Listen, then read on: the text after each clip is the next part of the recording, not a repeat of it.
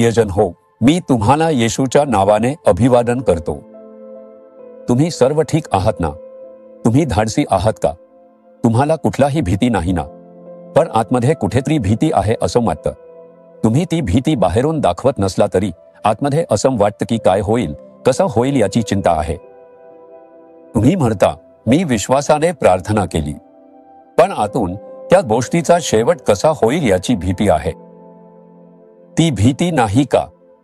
होय, ते भीती आहे. म्हणूनच प्रभू म्हणतो, माझ्या मुला मुली, भीती बाळगू नकोस, फक्त विश्वास ठेव. प्रभू हे मार्क 5 वचन 36 मध्ये म्हणतो, तुला माहित आहे का हे प्रभू कोणाला म्हणाला? सभास्थानाचा एक प्रमुख होता, त्याचं नाव यायरा. त्याची 12 वर्षांची मुलगी मृत्यूपंथाला होती. ती त्याची एकुलती एक मुलगी होती. त्याने किती पैसे खर्च केले असतील. त्या काळात तो कितीतरी डॉक्टरांकडे गेला असेल. त्यांनी सांगितलं असेल की तिला बरे करता येणार नाही. ती जीवनासाठी झुंजत होती.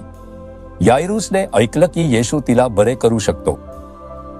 म्हणून तो धावत येशूकडे आला आणि म्हणाला, माझी लहान मुलगी मरायला टेकली आहे. तुम्ही या आणि तिच्यावर हात ठेवा, म्हणजे ती बरी होईल. एवढंच. हाच त्याचा विश्वास होता. या आणि तिच्यावर हात ठेवा, म्हणजे माझी मुलगी बरी होईल. तो येशूकडे मोठ्या विश्वासाने आला. तो येशूकडे आला आणि प्रार्थना केली. त्याने येशूशी थेट संवाद साधला. येशूने त्याची प्रार्थना ऐकली आणि म्हणाला, मी येतो. त्याचा अर्थ काय? मी येईन आणि तिला बरी करीन, घाबरू नकोस. मी तुझ्या मुलीसाठी एक चमत्कार करीन. अशा प्रकारे येशूने उत्तर दिलं. म्हणून त्याने येशूकडे प्रार्थना केली. येशूने त्याला उत्तम उत्तर दिलं. आता वाटेत काहीतरी घडतं. तो येशूला घाईघाईने घरी नेत होता. तेथे पोहोचण्याआधी काहीच घडू नये अशी त्याची इच्छा होती. फक्त त्याची मुलगी जिवंत असेल तरच ती बरी होऊ शकते. ती मेली असेल तर काय करणार? म्हणून तो त्याआधी पोहोचू इच्छित होता, कारण ती जीवनासाठी झुंजत होती. म्हणून त्याने येशूला घाईने घरी नेलं. पण वाटेत त्यांना उशीर झाला. मग घरातून बातमी आली की आपली मुलगी मरण पावली. आता गुरुजींना त्रास देऊ नका. आता तो आल्यावर काय करणार? ती जिवंत असती तर त्याने तिला बरे केले असते. ती आता गेली आहे. मग येशूला त्रास देण्यात काय अर्थ आहे? बातमी आली की त्याची मुलगी गेली आहे. त्यांना कसं वाटलं असेल? मी येशूला भेटलो आणि त्याच्याकडे प्रार्थना केली. त्याने उत्तर दिलं की तो येईल.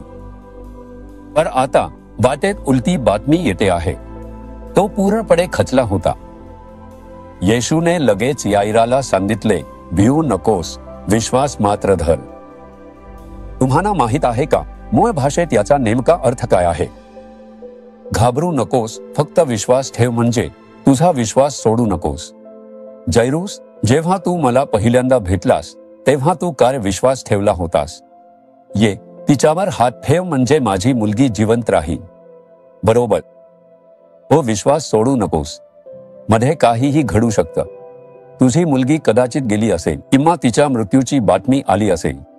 पण तू काय विश्वास ठेवला होतास? ये आणि तिच्यावर तुझे हात ठेव, मग माझी मुलगी जिवंत राहील. ती आजारी असो किंवा मेली असो, काय फरक पडतो? तो विश्वास सोडू नकोस. आज तो तुला हेच सांगतो आहे. जेव्हा मी प्रार्थना करायला सुरुवात केली तेव्हा असंच होतं. प्रार्थनेत पुढे जात असताना परिस्थिती आणखी वाईट झाली. प्रार्थना करत राहिलो तसं माझ्या कुटुंबाची परिस्थिती आणखी दयनीय होत गेली. ती अजून वाईट झाली. मला कुठलाही चांगला किंवा अपेक्षित बदल दिसत नाहीये. उलट घडतं. तू असं विचारतोस का? येशू म्हणतो, उलट काही घडलं तरी आशा सोडू नकोस माझ्या मुला. माझ्या मुली, तुझा विश्वास सोडू नकोस. त्या परिस्थितीतही चमत्कार घडेल. परिस्थिती किंवा समस्या कितीही वाईट झाली तरी येशूकडे ती बदलण्याची ताकद आहे. म्हणूनच प्रभू म्हणतो, विश्वास सोडू नकोस. तो तुम्हाला हेच सांगतो आहे. त्याचप्रमाणे तू काय विश्वास ठेवला होतास? ये आणि तिच्यावर हात ठेव, मग माझी मुलगी जिवंत राहील. तो विश्वास सोडू नकोस. त्यानुसार येशू गेला आणि मृत मुलीवर आपला हात ठेवला आणि ती जिवंत झाली. येशूने तिच्या विश्वासाचा सन्मान केला नाही का? तो म्हणतो, मुला मुली, विश्वास सोडू नकोस. येशू माझ्यासाठी हे करेल. येशू माझ्यासाठी मार्ग उघडेल. येशू माझ्या कुटुंबाला वाचवेल. येशू हे कर्जाचे संकट बदलून टाकेन. येशू मला या आजारातून मुक्त करेल. येशू या गोष्टीत चमत्कार करेल. तू असा विश्वास ठेवला नव्हतास का? तो विश्वास सोडू नकोस. परिस्थिती कदाचित आणखी वाईट आणि उलटी होईल. त्याची चिंता करू नकोस. ती त्याची समस्या आहे. तू त्याला भेटला आहेस आणि त्याच्याशी बोलला आहेस आणि तू विश्वास ठेवला आहेस. तोच म्हणतो, घाबरू नकोस, फक्त विश्वास ठेव. तो म्हणतो, माझी मुलगी, तुझा विश्वास सोडू नकोस. आता म्हणा, प्रभू, मी माझा विश्वास सोडणार नाही. कशीही परिस्थिती आली किंवा माझी परिस्थिती कशीही बदलली तरीही मी विश्वास ठेवीन. माझा तुझ्या प्रेमावर विश्वास आहे. तू मला दिलेली वचने पूर्ण करशील यावर माझा विश्वास आहे. माझ्या प्रार्थनेचं उत्तर तू देणार आहेस यावर माझा विश्वास आहे. असं म्हणा आणि आजही एक चमत्कार घडेल. तुझ्या परिस्थिती पूर्णपणे बदलून जातील. तुम्ही असं म्हणाल का, येशू, मी घाबरणार नाही, फक्त विश्वास ठेवीन. मी त्या आत्म्याला झिडकारतो जो भीती आणतो.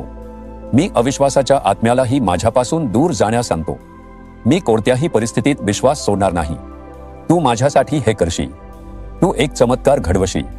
तू मला मुक्त करशील आणि बरे करशील. तू दार उघडशील आणि माझ्या गरजा भागवशील. माझ्यासाठी एक चमत्कार घडेल. तू जे वचन दिलं आहेस ते तू पूर्ण करशील. येशूच्या नावाने आमेन, आमेन. जीसस रिडीम्ड मराठी ह्या YouTube चॅनेलला सबस्क्राईब करा. सबस्क्राईब बटनावर क्लिक करा आणि बेल चिन्हावरही क्लिक करा. दररोजच्या नवीन कार्यक्रमांची माहिती मिळवा.